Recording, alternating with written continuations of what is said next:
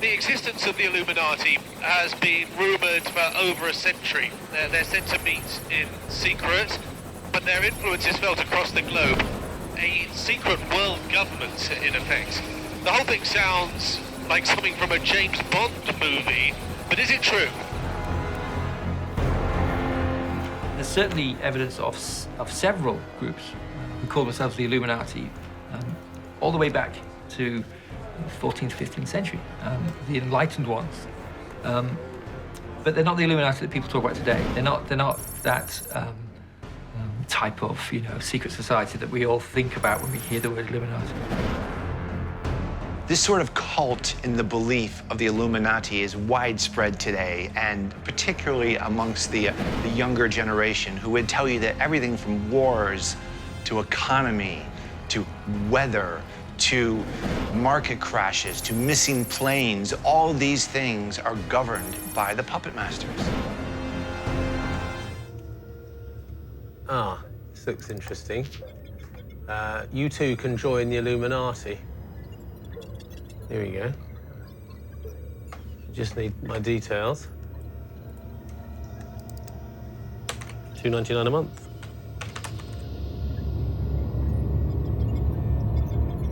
The obsession with the Illuminati and their symbols has really gone off the scale in the last 10 years.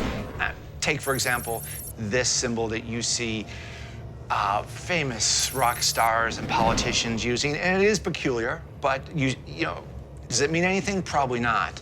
The other one is the all-seeing eye, which of course appears on the dollar bill, and it represents the all-seeing eye, the grand geometrician of the universe, according to Freemasonry. But now you see this in Lady Gaga videos and Jay-Z videos and Rihanna, and all these celebrities now, they're all using the same sort of images.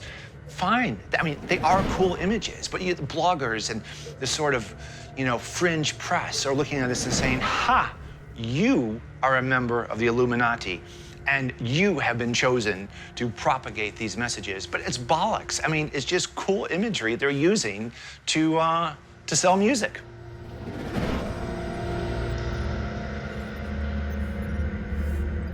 If I'm honest, the further I looked into the Illuminati, the less real it all felt. Yes, there was a small group of free-thinking liberals in Germany back in the 18th century, but as far as I can ascertain, that was where it ended. But since then, the myth of the Illuminati has been slowly and surely built up on the back of Freemasonry, secret societies, private foundations, and occultists to create this monster we see today. Well, the longer I've lived, the more I've looked into society and why things apparently happen in very unexpected ways sometimes. My life experience suggests that there are influences other than the simple cause and effect that we're aware of. But that is more of a gut feeling. I can't say, oh yes, I'm sure they exist because of A, B, C, and D. I've got no proof that they are a dangerous secret society. But when I look at all the things that happen, both politically and economically and internationally, then I can't help wondering why those things happen. But it's only a question mark. It's not a certainty in their existence. My neighbour, for example, totally believes, as a fact, that the Illuminati secretly run the world and are trying desperately to establish a new world order, in which they are succeeding bit by bit. And this terrifies her. Or she gets together with all her friends, and even their religious advisors are pushing this idea that the Illuminati are in charge. So for some people, it's a very real and a very tangible threat. It's very real, it's very tangible, and the fact that most people don't acknowledge it, most people walking in the street, the man in the street, don't acknowledge it, just shows, how they're sleepwalking around, not acknowledging this terrible threat that is hanging over us all. What's interesting, these societies today, like these Neo-Templar and, of course, Freemasonry, what do they have in common? They're private and secretive. And that, allows them to have some fun and pay homage to ancient tradition, but they're harmless. But because they're secretive, they get thrown into this bucket of being evil and part of the Illuminati, and they're really not. They're really harmless. I think what we might have here is actually the reverse of what many people think, in so much as the Illuminati is seen as almost like a nefarious, dark, manipulating group who are trying to bring about their own world agenda. What if they're the opposite? What if they are a group that are actually trying to uphold ancient traditions, ancient symbolic ideas that were pre-church, pre the religions of the book?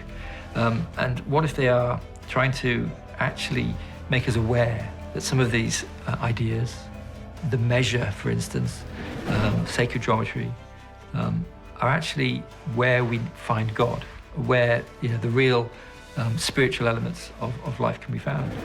If we look back to the original conception of the Illuminati, when it first bore that name, its whole idea was to literally build a better world, not just for the influential people, but for ordinary people.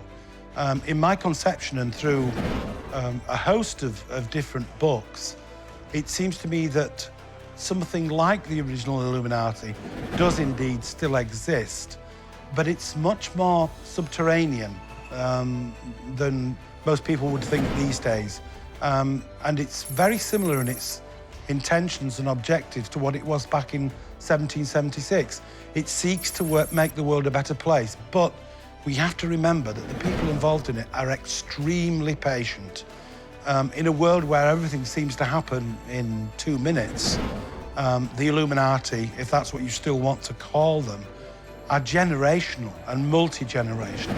They take the time, but they are, slowly but surely, making the world a better place.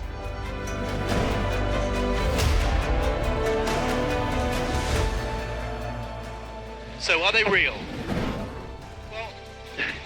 Well, after everything I've learned, it's hard to dismiss them as a wild conspiracy theory. I certainly think there's evidence to claim that there have been groups of influential men throughout the last 200 years or so who've sought to influence events and change the course of history from the shadows. And are they still doing it? Well, you tell me.